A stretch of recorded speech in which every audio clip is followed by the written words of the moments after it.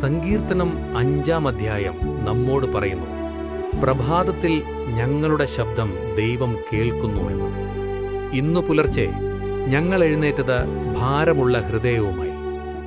ഉറക്കം പോയെങ്കിലും സമാധാനം വന്നിട്ടില്ല. ചുറ്റും ശബ്ദമുണ്ട്, ഉള്ളിൽ മാത്രം നിശ്ശബ്ദ ഭയം. ചില വാക്കുകൾ പറയാനാകാതെ കഴുത്തു മുറുകുന്നു.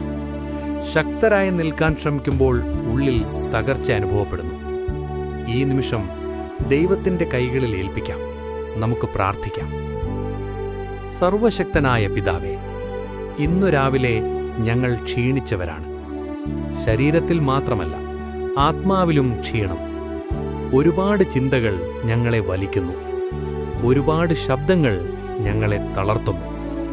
ഞങ്ങളെല്ലാം നിന്റെ സന്നിധിയിൽ വയ്ക്കുന്നു. ഒളിപ്പിച്ച വേദനകൾ പോലും നിന്റെ മുൻപിൽ തുറക്കുന്നു. നിയന്ത്രിക്കാനാവാത്ത കാര്യങ്ങൾ നിനക്ക് കൈമാറുന്നു. ഇത് ഞങ്ങളുടെ സമർപ്പണം. പ്രഭാതത്തിൽ നിന്റെ മുൻപിൽ നിൽക്കാൻ ഞങ്ങളെ പഠിപ്പിക്കണേ. അശാന്തിയിലല്ല, ഉറച്ച വിശ്വാസത്തിൽ. കാറ്റടിച്ചാലും വേറു പിഴിയാത്ത വൃക്ഷം പോലെ ഞങ്ങളെ ഉറപ്പിക്കണേ. തെറ്റായ വഴികളിൽ നിന്ന് ഞങ്ങളെ മാറ്റിക്കൊള്ളണേ. നിന്റെ നീതിയുള്ള വഴിയിൽ നടത്തണേ. ശബ്ദങ്ങൾ കൂടുതലായപ്പോൾ നിന്റെ ശബ്ദം വ്യക്തമായി കേൾക്കാൻ സഹായിക്കണേ. ഭയം വരുമ്പോൾ നിന്റെ സാന്നിധ്യം ഓർമ്മിപ്പിക്കണേ. തകർന്ന മനസ്സുകൾ നീ സാന്ത്വനപ്പെടുത്തണേ.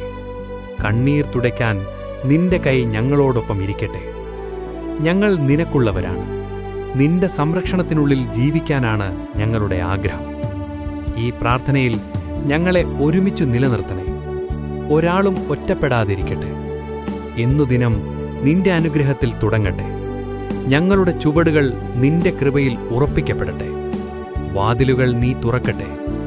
ദോഷത്തിൽ നിന്ന് നീ കാക്കട്ടെ. ഹൃദയത്തിൽ സമാധാനം നിറയട്ടെ. ഇപ്പോൾ പോലും നീ കേൾക്കുന്നു എന്ന് ഞങ്ങൾ വിശ്വസിക്കുന്നു. ഇപ്പോൾ പോലും നീ പ്രവർത്തിക്കുന്നുവെന്ന് ഞങ്ങൾ പിടിച്ചു നിൽക്കുന്നു.